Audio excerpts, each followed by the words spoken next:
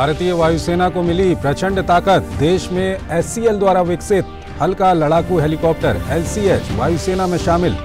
रक्षा मंत्री राजनाथ सिंह की मौजूदगी में प्रचंड के पहले स्क्वाड्रन धनुष को आधिकारिक तौर पर जोधपुर वायुसेना में किया गया शामिल।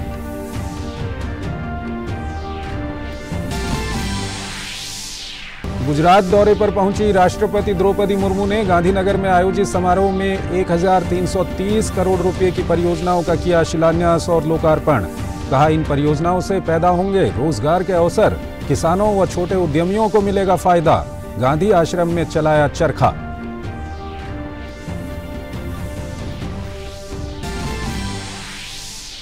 स्वीडन के जीन विज्ञानी स्वांते पाबो को दिया जाएगा 2022 का चिकित्सा का नोबेल पुरस्कार। विलुप्त होमिनिन और मानव विकास के जीनोम से संबंधित उनकी खोजों के लिए दिया जाएगा सम्मान।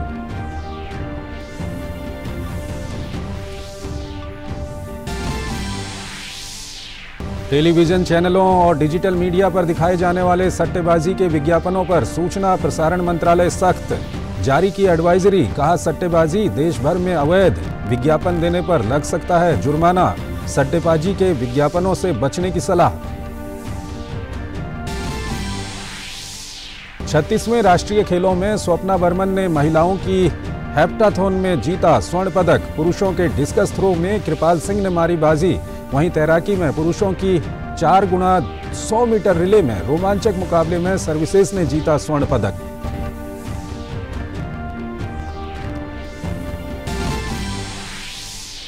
और महाअष्टमी के मौके पर देश भर के पंडालों में की गई विशेष पूजा अर्चना।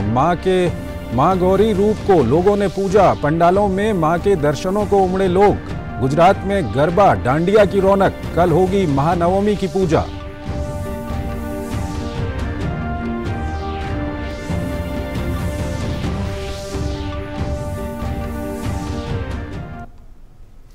नमस्कार, डीडी न्यूज में आपका स्वागत है। मैं हूं चंद्रशेखर जोशी और आइए अब खबरें देखते हैं विस्तार से। भारतीय वायुसेना के लिए आज का दिन बेहद अहम था क्योंकि वायुसेना को मिली है प्रचंड ताकत। देश में हल्का लड़ाकू हेलीकॉप्टर LCH वायुसेना में शामिल हो गया। रक्षा मंत्री राजनाथ सिंह की मौजूदगी में प्रचंड के पहले स्क्वाड्रन धनुष को आधिकारिक तौर पर वायुसेना में शामिल किया गया। इस सबसे घातक अटैक हेलीकॉप्टर से देश की सुरक्षा मजबूत होगी तो आत्मनिर्भर भारत को बढ़ावा मिलेगा।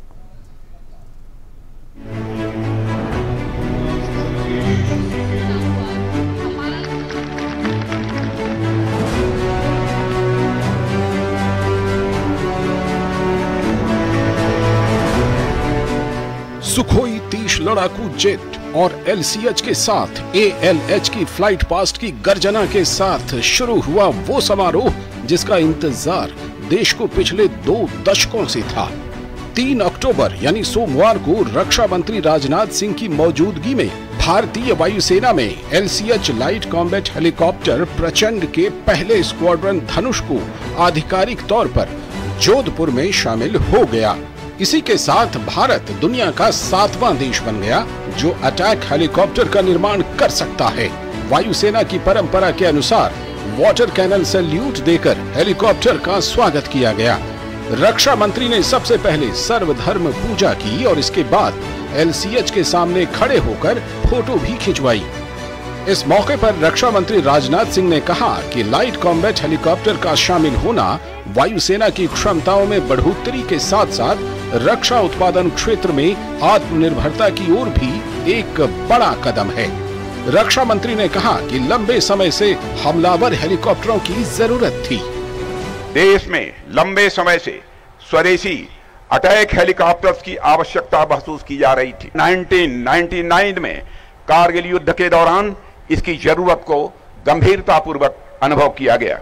तब से लेकर अब तक की यानी 2 दशकों की देश की रिसर्च एंड डेवलपमेंट का प्रतिफल है LCH और इंडियन एयरफोर्स में इसका इंडक्शन हमारे डिफेंस प्रोडक्शन की राह में एक इंपॉर्टेंट माइलस्टोन है। राष्ट्र की रक्षा हमारी सर्वोच्च प्राथमिकता है और इसे सुनिश्चित करने के लिए हम पूरी तरह से प्रतिबद्ध हैं। मैं पूरे विश्वास के साथ कह सकता हूं कि आने वाले समय में जल्द ही दुनिया में मिलिट्री पावर समेत जब भी सुपर पावर्स की बात होगी तो भारत का नाम कनिष्ठिका पर गिना जाएगा, यानी सबसे पहले गिना जाएगा। रक्षा मंत्री राजनाथ सिंह ने खुद हेलीकॉप्टर में 15 मिनट उड़ान भरकर इसकी ताकत को परखा। उड़ान भरने के बाद रक्षा मंत्री ने कहा कि करगिल से कन्याकुमारी इसके उड़ने की क्षमता है और रात में भी ये लक्ष्य को भेद सकता है। अपने टारगेट को अटैक करने की भी क्षमता इस लाइट कॉम्बैट हेलीकॉप्टर में है। यह दुनिया के जितने भी इस प्रकार के हेलीकॉप्टर्स हैं उनमें एक बेहतरीन यह लाइट कॉम्बैट हेलीकॉप्टर है। पाकिस्तान की सीमा के नजदीक भारतीय वायुसेना का ये LCH स्क्वाड्रन पश्चिमी सीमा से घुसपैठ और आतंकवाद रोकने में मदद करेगा। Its ability to deliver a wide array of weapons combined with superlative self-protection capability makes this helicopter a lethal machine, one to be feared by any adversary. Light combat helicopter को हिंदुस्तान एरोनॉटिक्स लिमिटेड द्वारा भारत में ही बनाया गया है और ये अब तक का सबसे हल्का अटैक हेलीकॉप्टर है, जिसका वजन सिर्फ 5,800 किलोग्राम है। इस हेलीकॉप्टर में 700 किलोग्राम के मिसाइल को भी इंटीग्रेट किया जा सकता है। The LCH is a truly make in India product with private industry participation. A significant spin-off has resulted in establishing an ecosystem for manufacture.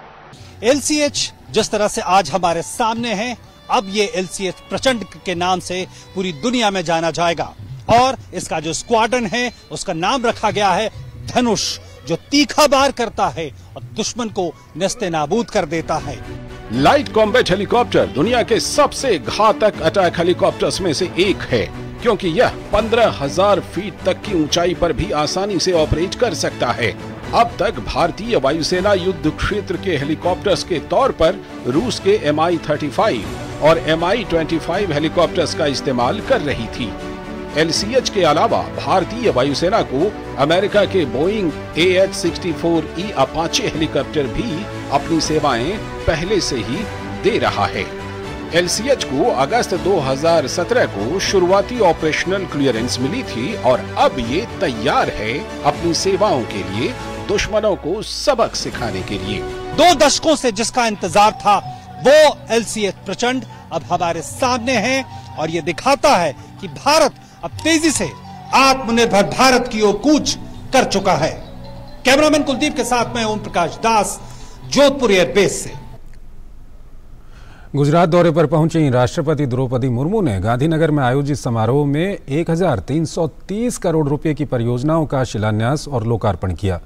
उन्होंने साबरमती गांधी आश्रम में महात्मा गांधी को पुष्पांजलि अर्पित की और गांधी आश्रम में चरखा भी चलाया। राष्ट्रपति द्रौपदी मुर्मू ने गांधीनगर में Gujarat medical and education research society परिसर में 1,330 करोड़ रुपए की लागत वाली विभिन्न परियोजनाओं का शिलान्यास और उद्घाटन किया। गांधीनगर स्थित GMERS में आयोजित समारोह में राष्ट्रपति ने स्वास्थ्य, सिंचाई, जलापूर्ति और बंदरगाह विकास से संबंधित विभिन्न परियोजनाओं को राष्ट्र को समर्पित किया। इस मौके पर राष्ट्रपति ने कहा कि इन परियोजनाओं से रोजगार के अवसर पैदा होंगे और किसानों व छोटे उद्यमियों को अनेक अवसर मिलेंगे।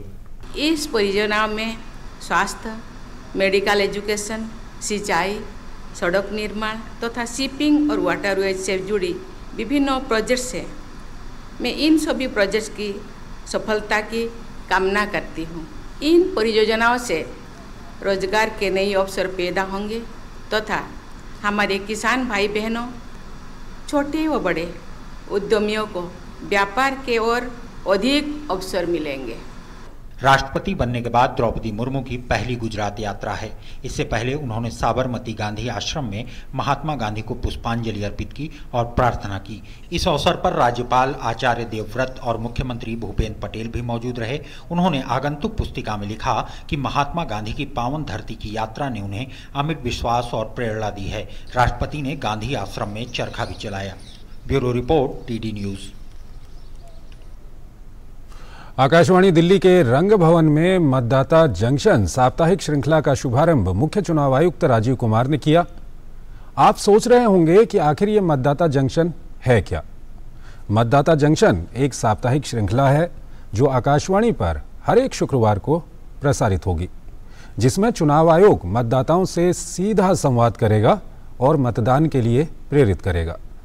पहले एपिसोड में फिल्म अभिनेता पंकज त्रिपाठी की आवाज भी सुनी जा सकेगी।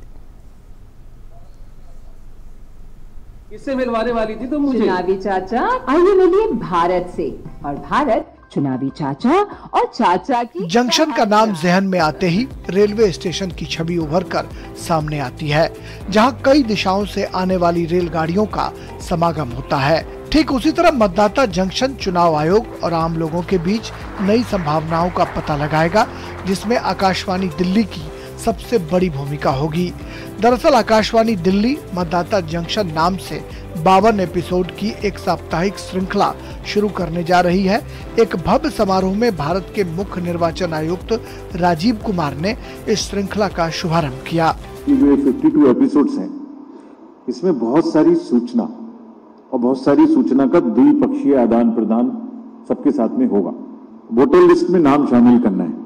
हर स्टेज के बूथ के अंदर में अगर कोई गलत नाम जुड़ना होगा तो दूसरे लोग विरोध करेंगे और दूसरे लोग विरोध करके आपका नाम कटवाएंगे। हर स्टेज पे चुनाव की पॉलिटिकल पार्टीज का 100% योगदान और सहयोग और निगरानी लगातार बनी रहती है। तो एक एपिसोड होगा जो पूरा बताएगा कि आप वोटर बनिए भी, और ये भी निश्चित करेगा, आपको विश्वास दिलाएगा कि इसमें कोई गड़बड़ी नहीं हो सकती, और है तो आप आगे बोलिए। This program is ultimately not going to be limited in 23 languages. I am sure that in other dialects, the excerpts of this program and the theme concept and the main points of this program should go in all dialects throughout the country. Film अभिनेता पंकज त्रिपाठी अब भारत निर्वाचन आयोग के icon होंगे। कार्यक्रम में मुख्य चुनाव आयुक्त राजीव कुमार ने इसकी घोषणा की। इस मौके पर अभिनेता पंकज त्रिपाठी ने निर्वाचन आयोग का आभार व्यक्त किया और कहा कि मतदान करना नागरिकों की जिम्मेदारी ही नहीं, बल्कि मतदान सम्मान का एहसास भी कराता है। शुक्रगुजार हूँ। पहले स्टेट आइकन था बिहार से, आज माननीय राजीव सर ने, जो चुनाव आयोग ने, उन्होंने ये निवेदन किया। अब इस कुछ मेल एक्सचेंजेज होंगे, कुछ उसकी फॉर्मेलिटीज पूरी की जाएगी, और अच्छा है, जिम्मेदारी है। हर संभव प्रयास करूंगा इस जिम्मेदारी को दायित्वपूर्ण होकर और जिम्मेदारी पूर्वक निभाऊं। 7 अक्टूबर को 7:25 पर आकाशवाणी पर मतदाता जंक्शन श्रृंखला के पहले अंक का ब्रॉडकास्ट शुरू होगा, जिसे श्रोता आकाशवाणी के विविध भारती, रेनबो समेत अनेक प्रतिष्ठित चैनलों पर सुन सकेंगे। मतदाता जंक्शन का प्रसारण आकाशवाणी पर प्रत्येक शुक्रवार को शाम 7 से 9 बजे के बीच 23 भाषाओं में किया जाएगा। मतदाता जंक्शन के माध्यम से चुनाव आयोग देश की जनता के साथ सीधा संवाद भी करेगा। उम्मीद है कि चुनाव आयोग और आकाशवाणी की इस जुगलबंदी से मतदाताओं में जागरूकता लाने में कामयाबी हाथ लगेगी। Rajesh Raj, DD news, Delhi. केंद्रीय गृह मंत्री अमित शाह सोमवार देर शाम को जम्मू कश्मीर प्रदेश के 3 दिवसीय दौरे पर पहुंच चुके हैं, जहां पर उपराज्यपाल मनोज सिन्हा सहित कई वरिष्ठ नेताओं ने उनका स्वागत किया। जम्मू में केंद्रीय गृह मंत्री अमित शाह ने सिख समुदाय, राजपूत समुदाय, गुर्जर समुदाय और पहाड़ी समुदाय के लोगों से मुलाकात की। गृह मंत्री अमित शाह 4 अक्टूबर को माता वैष्णो देवी के दर्शन करने के उपरांत राजौरी में रैली को संबोधित करेंगे। इसके उपरांत अगले दिन बारामूला में 5 अक्टूबर को रैली को संबोधित करेंगे।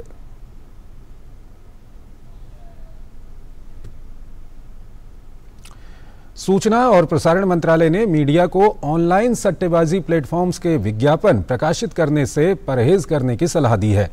मंत्रालय ने कहा है कि कुछ ऑनलाइन सट्टेबाजी प्लेटफॉर्म्स ने टीवी चैनलों पर अपने विज्ञापन दिखाने के लिए समाचार वेबसाइटों का उपयोग करना शुरू कर दिया है। मंत्रालय ने निजी सैटेलाइट टेलीविजन चैनलों और online curated content OTT platform के नाम जारी की गई एडवाइजरी में ये बात कही है।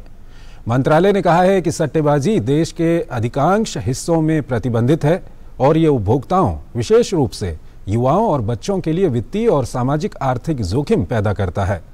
मंत्रालय का कहना है कि प्रतिबंधों के बावजूद सट्टेबाजी प्लेटफॉर्म्स की प्रचार सामग्री और विज्ञापन अभी भी कुछ समाचार वेबसाइटों और OTT प्लेटफॉर्म्स पर दिखाई दे रहे हैं।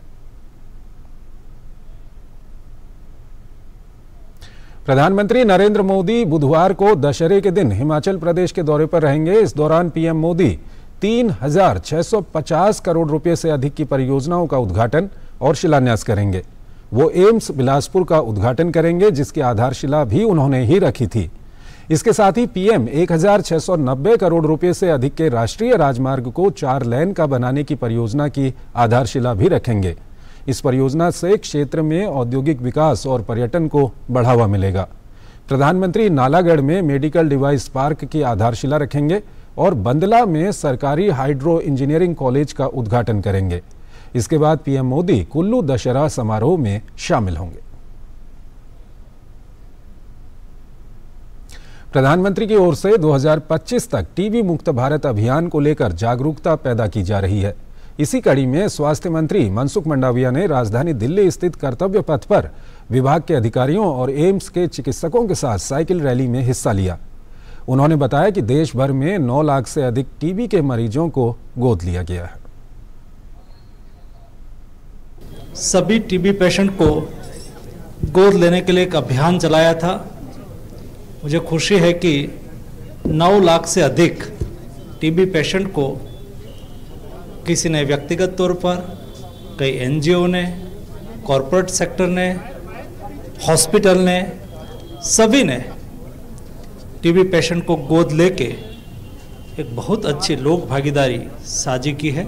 मुझे विश्वास है कि प्रधानमंत्री जी ने जो कहा है कि 2025 अंत तक हमें देश को टीबी मुक्त करना है, इस तरह के कैंपेन से जन जागृति भी आती है और अवेयरनेस भी होती है।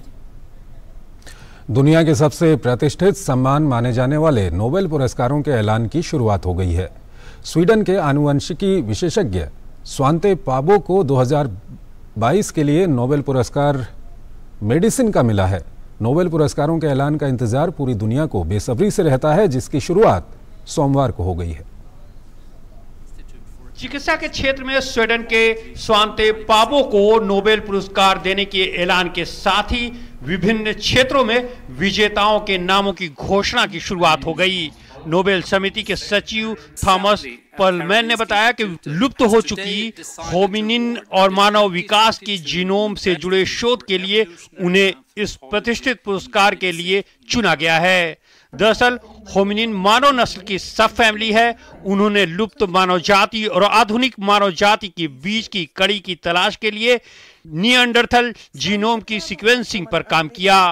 पहले से मौजूद अज्ञात मानव जाति के डेनिसोवांस की मौजूदगी का पता लगाया। साइबेरिया में मिले 40,000 साल पुरानी उंगली की हड्डी के टुकड़ों पर शोध किया। कारोलिंस्का इंस्टीट्यूट में नोबेल असेंबली ने आज विलुप्त होमिनिन और मानव विकास के जीनोम से संबंधित उनकी खोजों के लिए स्वांते पाबो को मेडिसिन में 2022 का नोबेल पुरस्कार देने का फैसला किया है। पिछले साल का मेडिसिन पुरस्कार अमेरिकी वैज्ञानिक डेविड जूलियस और आर्डम पेटोपोशन को मिला था। इन्होंने मानव त्वचा में रिसेप्टर की खोज की थी। ये रिसेप्टर तापमान और छुअन के एहसास के अलावा शारीरिक असर को नर्व इंपल्स में बदलने की क्षमता रखते हैं।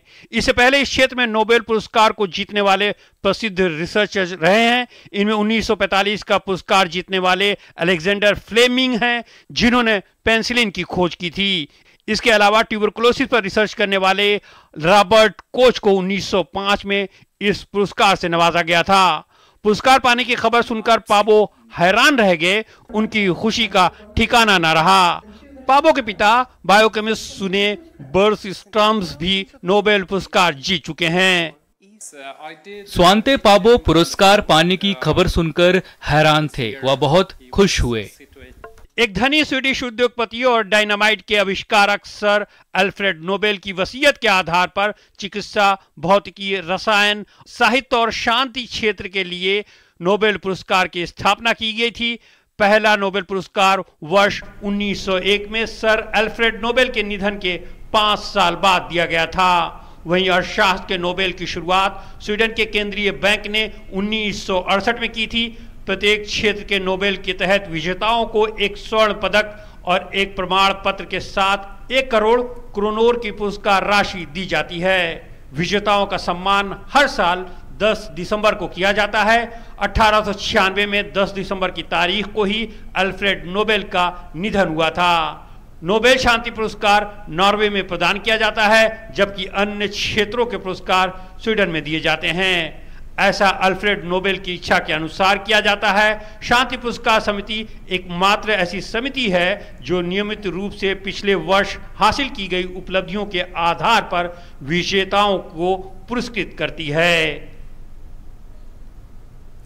राष्ट्रीय खेल 2022 में आज अलग अलग स्पर्धाओं में खिलाड़ियों का शानदार प्रदर्शन देखने को मिला। 10,000 मीटर दौड़ का स्वर्ण पदक सर्विसेज के गुलवीर सिंह ने अपने नाम किया, तो वहीं महिलाओं की 10,000 मीटर दौड़ में हिमाचल प्रदेश की सीमा ने स्वर्ण पदक जीता। अन्य मुकाबलों में कैसा रहा खिलाड़ियों का प्रदर्शन, ये रिपोर्ट देखते हैं। राष्ट्रीय खेलों में पुरुषों की 10,000 मीटर दौड़ का स्वर्ण पदक सर्विसेज के गुलवीर सिंह ने अपने नाम कर लिया। गुलवीर ने अंतिम लैप में बढ़त हासिल करते हुए पहला स्थान हासिल किया। उन्होंने 28 मिनट 54.29 सेकंड में रेस को पूरा किया। उत्तर प्रदेश के अभिषेक पाल ने दूसरा स्थान हासिल करके रजत पदक और सर्विसेज के ही कार्तिक कुमार ने कांस्य पदक हासिल किया। महिलाओं की 10,000 मीटर दौड़ में हिमाचल प्रदेश की सीमा ने स्वर्ण पदक जीता। सीमा ने 33 मिनट 58.80 सेकंड का समय निकाला। हरियाणा की भारती ने रजत और उत्तर प्रदेश की कविता यादव को कांस्य पदक प्राप्त हुआ। राष्ट्रीय खेलों की रोइंग स्पर्धा के MR टीम रोइंग इवेंट में सर्विसेज ने स्वर्ण पदक अपने नाम कर लिया। वहीं सर्विसेज के साथ कड़े मुकाबले में मध्य प्रदेश की टीम ने रजत पदक अपने नाम करने में सफलता हासिल की, जबकि तेलंगाना की टीम ने कांस्य पदक अपने नाम किया। सोमवार को खेले गए महिलाओं के 87 किलोग्राम वर्ग के भारोत्तोलन स्पर्धा में महाराष्ट्र की कोमल वकाले ने स्वर्ण पदक अपने नाम किया। कर्नाटक की BN उषा ने रजत और आंध्र प्रदेश की सत्या ज्योति ने कांस्य पदक जीता। 36वें राष्ट्रीय खेलों में महिलाओं की हेप्टाथलन स्पर्धा में स्वप्ना बर्मन ने स्वर्ण पदक जीता। मरीना जॉर्ज ने रजत पदक अपने नाम किया। वहीं सैमिना मुरुगन ने कांस्य पदक जीतने में सफलता हासिल की। तैराकी के 4x100 मेडली में सर्विसेज ने स्वर्ण पदक हासिल करने में सफलता हासिल की, जबकि रजत पदक कर्नाटक के नाम रहा। वहीं राष्ट्रीय खेलों के पुरुषों के डिस्कस थ्रो इवेंट में कृपाल सिंह ने स्वर्ण पदक अपने नाम करने में सफलता हासिल की, जबकि गगनदीप सिंह ने रजत पदक और प्रशांत मलिक ने कांस्य पदक अपने नाम किया। अहमदाबाद से गौरव कुमार की रिपोर्ट, DD न्यूज। गुजरात में इन दिनों गरबा, डांडिया और दुर्गा पूजा की धूम है। देश की इसी सांस्कृतिक विविधता को देखने आए हैं दुनिया के कई देशों के राजदूत।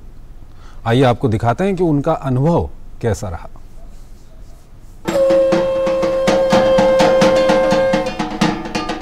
भारतीय सभ्यता और संस्कृति की पहचान त्योहारों और उत्सवों से है। यहाँ साल के प्रत्येक महीने उत्साह में भरे लोग मिल जाएंगे जो किसी न किसी आयोजन का हिस्सा होते नजर आते हैं। यह वो समय है जब देश की संस्कृति की छटा चारों तरफ देखते ही बनती है। कुछ इसी तरह की छटा से सराबोर होता है देश का पश्चिमी राज्य गुजरात।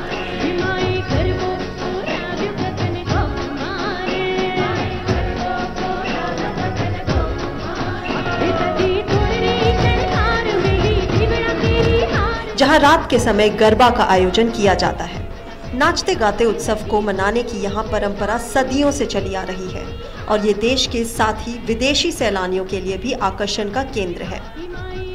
भारत की अनूठी संस्कृति का हिस्सा बनने के लिए विभिन्न देशों के राजदूतों और उच्च युक्तों में भी उत्सुकता देखी गई और वे इसमें शामिल होने के लिए विदेश मंत्री S जयशंकर के साथ वडोदरा पहुंचे, जहां उन्होंने पूजा अर्चना करने के साथ ही गरबा के कार्यक्रम में भी हिस्सा लिया। गरबा से पता लगता है कि गुजरात में लोग इतना खुश क्यों हैं, और मोदी मैजिक तो है ही, जिसके पीछे सारा लोग बिल्कुल मैग्नेट की तरह गैल्वेनाइज्ड है। ये बहुत मजा आया। ऑलमोस्ट 50 एम्बेसडर्स हैं हम। बहुत अच्छा लग रहा है गुजरात आकर, गुजरात के लोगों से मिलकर। बहुत ज्यादा मोहब्बत आप लोगों ने दी है। Celebration is beautiful. One has to keep traditions like this because this is very beautiful and it's really unique in the world. It's a fantastic atmosphere here. It's like I can see lots of energy and vibe. It's very colorful and it's a huge event. I'm very happy to be here. विदेश मंत्री S Jaishankar ने वडोदरा में 50 विभिन्न देशों के प्रतिनिधियों के साथ लक्ष्मी विलास पैलेस का दौरा किया। इस दौरान उन्होंने कहा कि गर्व की बात है कि विदेश के 50 से ज्यादा राजदूतों के साथ हम यहां आए हैं। वे वडोदरा में समय बिताएंगे, उनमें काफी उत्साह है, वे गुजरात की उन्नति देखना चाहते हैं। मुझे उम्मीद है कि उनके मन में गुजरात के बारे में एक अच्छी छवि बनेगी। Bureau report, DD news. देश भर में आज महाअष्टमी की धूम है। आज मां के महागौरी रूप की पूजा हो रही है। पंडालों में मां के दर्शन के लिए लोग उमड़ पड़े हैं। देवी उपासना के पर्व नवरात्र की छठा सभी हिस्सों में धूमधाम के साथ दिखाई दे रही है।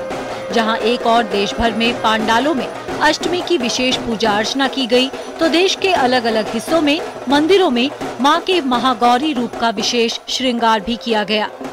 नवरात्र के 8वें दिन लोग महागौरी के स्वरूप की पूजा अर्चना करते हैं। माता के इस स्वरूप की पूजा से सारे कष्ट दूर हो जाते हैं। नवरात्रि की अष्टमी का बंगाल में खासा महत्व है और इन दोनों ही दिनों माता दुर्गा की विशेष पूजा की जाती है। पश्चिम बंगाल की राजधानी कोलकाता में दुर्गा पूजा की छठा कुछ अलग ही दिखती है। शहर भर में बड़े बड़े पंडाल लगाए गए हैं जो किसी न किसी थीम पर आधारित होते हैं। इन पंडालों में मां दुर्गा का दरबार सजा है।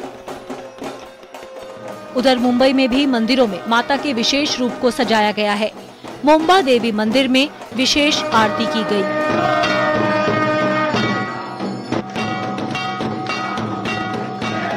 दिल्ली के झंडेवालान मंदिर में भी अष्टमी के मौके पर आरती हुई, जिसमें बड़ी संख्या में भक्त पहुंचे। दिल्ली के तमाम इलाकों में लगे पंडालों में लोग मां के दर्शनों के लिए पहुंच रहे हैं। 9 दिन तक चलने वाले नवरात्रि के पर्व का हिंदू धार्मिक मान्यताओं में खासा महत्व है और करोड़ों हिंदू परिवार इन 9 दिनों में व्रत रखते हैं। प्रधानमंत्री नरेंद्र मोदी ने दुर्गा अष्टमी के अवसर पर सभी को बधाई दी है और उम्मीद जाहिर की कि मां महागौरी हर किसी के जीवन में सौभाग्य, संपन्नता और सफलता लेकर आए। गुजरात में नवरात्रि में गरबा की धूम देखने को मिल रही है। लोग बढ़ चढ़कर डांडिया रास में हिस्सा ले रहे हैं। डांडिया और गरबा दुर्गा मां का पसंदीदा माना जाता है, इसलिए हर नवरात्रि में मां को प्रसन्न करने के लिए गरबा किया जाता है। गुजरात में नवरात्र में जगह जगह डांडिया और गरबा का एक अलग ही रंग दिख रहा है। Bureau report, DD news. तो इस बुलेटिन में फिलहाल इतना ही। आप बने रहिए डीडी न्यूज के साथ। नमस्कार।